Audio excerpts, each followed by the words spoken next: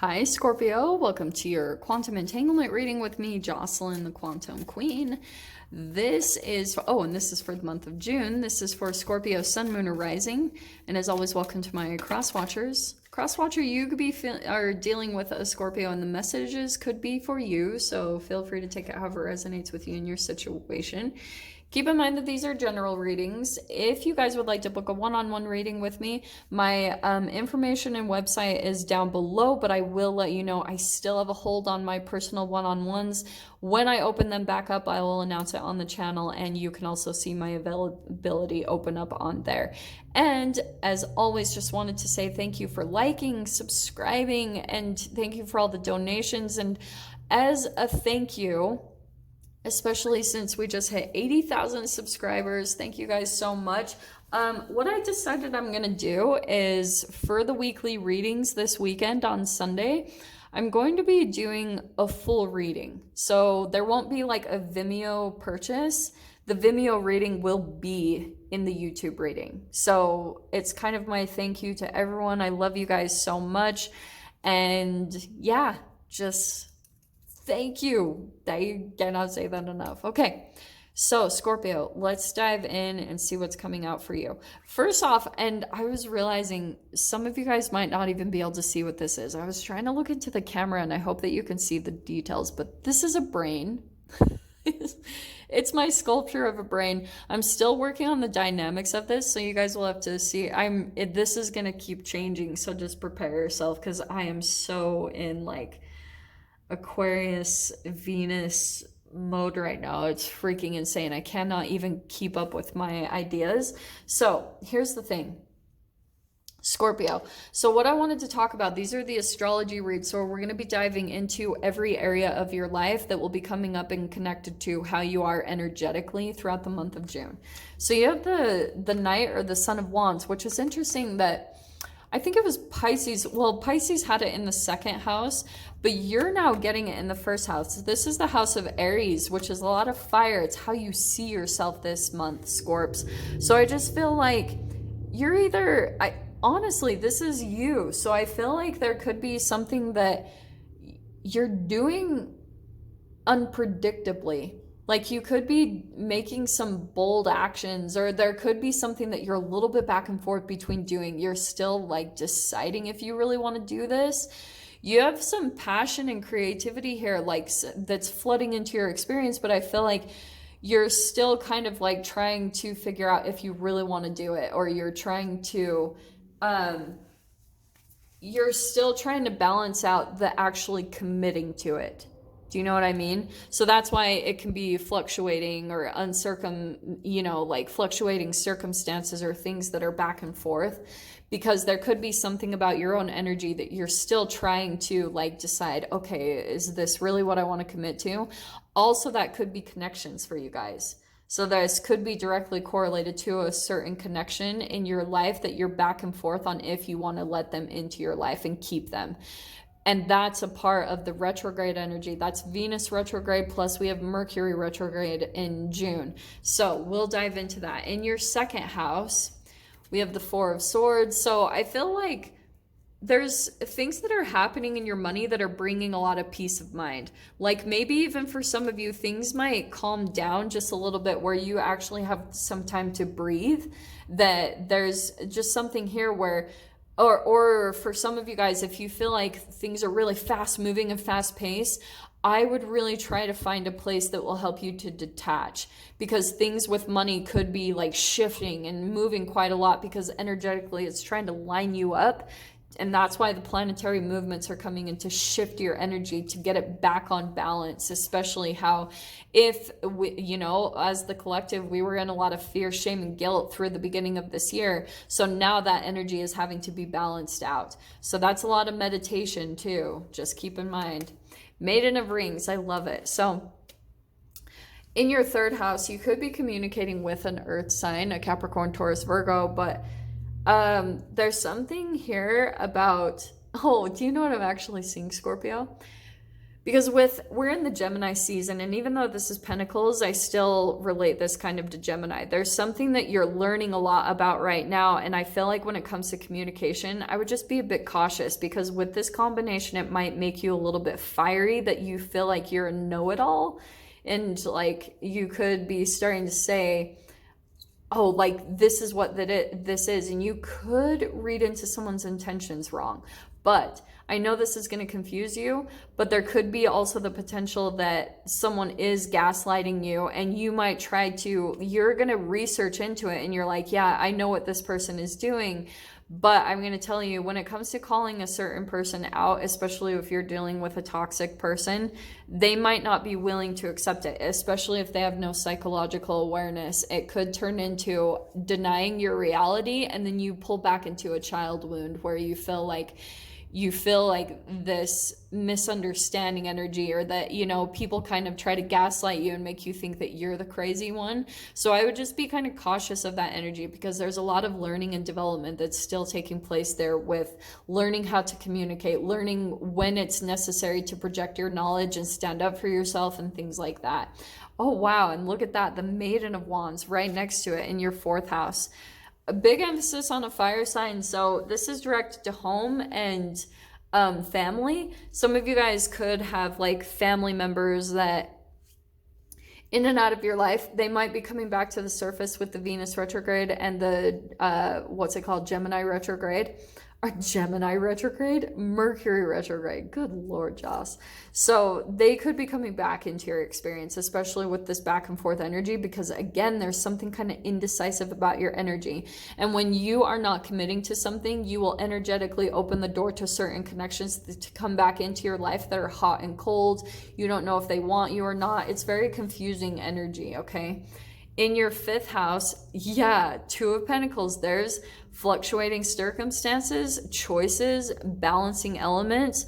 So it could be, when it comes to, this is hobbies, creative expression, it can be sports, things like that. There's probably going to be a lot of things that you're juggling throughout the month of June.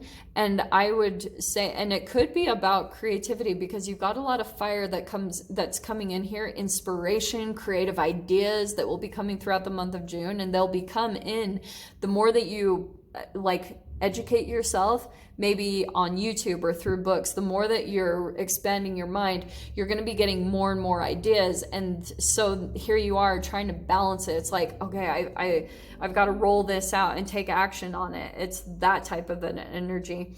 And so that's why I was saying the shadow side can come in too. So just stay aware of that, because you could be a bit like impulsive at times, where you're like, oh my gosh, action, action, action, or you feel like there's a bit of a race to accomplish something maybe before another person.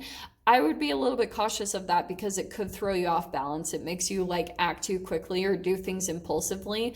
Try to slow down as much as possible with that 4 of Swords, because you're going to be really stimulated this next month. Ace of Swords, and that's coming in your 6th house. There's clarity, truth, there's new information that will be coming into your health. So stay really open, because that could be something beneficial, that you like come across some new information. Like say, for example, you come across like a new person and you just feel like a little bit of this inspiration pop up when you hear them talk about certain things that they're dealing with. And it could be an energetic reflection of what you're dealing with health-wise, maybe in your emotions or physically. Pay attention, because I think that could be coming in, that your cells are kind of like calling that out from this person, so that you can have some type of clarity or solutions that help you to balance things out in your life, okay?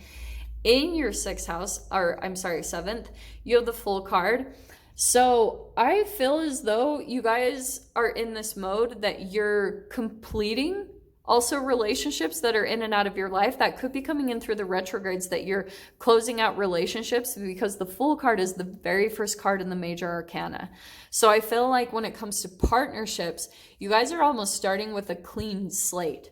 There's going to be a new chapter, new partnerships that are coming in for you. And it's like, there's still maybe some energies here that you're closing out, but you're getting ready to be open to new partnerships and new people, and just seeing what else is out there, because some of you guys could be coming to realizations about your own kind of trauma bond energy. And it's helping you to see a pattern in your life of certain people that you kept attracting, and now that you're seeing the pattern, here's the brand new chapter start, that you're like, okay, clean slate, let's like maybe step away from all these relationships and look for more balanced relationships now that I have this clarity and truth that I can rely on. In your 8th house, we've got the 4 of Cups. This is death, sex, transformation, taxes. There's something here about disappointment, boredom. I feel like if this is in regards to taxes, there's something here that you guys might be not taking care of it. I'll just say you could be kind of like, or there could be something disappointing that comes up, or just something that you feel like it's really highlighting where you feel you're not satisfied within your life. Let me just put it in that way, because there's something that maybe you're entangling with other people, because that's transformation. So maybe that you're wanting a transformation in your money. That can be like other sources of income, but it is connected to your income. And look how interesting that you got 2 4s here. So there's something about that you are looking for a bigger opportunity. You see how there's like the cup here, but she's focused down here and maybe pouting a little bit. I would just try to find the things that bring your awareness up. Like look up, look at all the opportunities, look at all the things that you can do, and all the creative ideas are going to be coming into you to support you in that. But that's always where the work comes in on our side. The energies are all here, but it's like, where are you taking action? Where are you putting your energy? Where are you directing it? That's where you need to focus, because that's your own energy right there. Okay. In your 9th house, we've got the Son of Cups. So this is interesting because I feel like, this is hilarious. Scorpio, this can be new ideas, propositions, romantic, or like heart's desire, intuition. I feel like you guys might be more in your mind, like fantasizing about a certain person. I don't know if it's a certain person or you're just really fantasizing a certain relationship that's very aligned with you, you know. And maybe some of you guys, even you're fantasizing a bit about a certain person coming in and making a romantic offer to you. I can see that there. But here's the cool thing. You're using like another person as an excuse in your mind to get those juices revving, you know, to get those chemical releases going, because you've got new ideas that are coming in here, maybe even propositions. That's mental expansion. Also, that can be travel. So some of you guys might be studying here, trying to research how to, like, looking for the proposition. You're like looking for the right avenue to where to travel to. And you're like kind of looking for that perfect fit type of a thing. Because 4 of Cups, you could be also feeling like you're just not connected to where you are anymore. And that's okay. I would still try to find things that you love in your environment, so that energetically the next place that you jump into, because I see that with the Fool card, a new chapter, Ace of Swords, there's something new that you'll be stepping into, and you'll want to make sure that your energy is aligned more with love and excitement, rather than I hate where I am. Because I promise you that this happened to me. Out of all the places I've jumped to, every place will exactly reflect where I was energetically the place before. It sucks, but I cannot deny it at this point. 10th house, you've got the Queen of Cups. There's your own energy. Some of you guys, because this is career, some of you guys might be jumping into the process of like starting an intuitive based career, maybe psychic or an empathic career. And there could be something here that you will be able to use your intuition, at least when it comes to your career and your creativity. So I would really focus on utilizing that more, because it would be your strength. It would help you to feel more confident in yourself and into your intuition.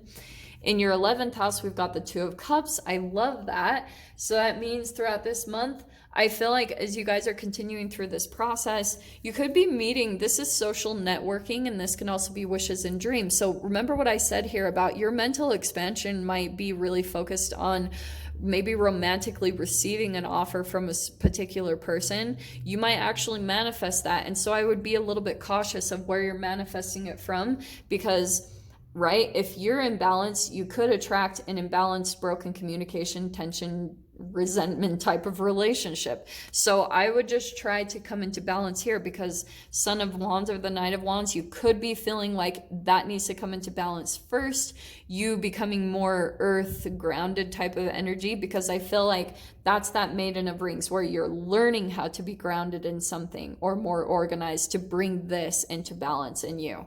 And in your 12th house, we've got the Judgment card. Holy freaking crap. So you've got an awakening coming in this month, new ambition and purpose, healing and revelation.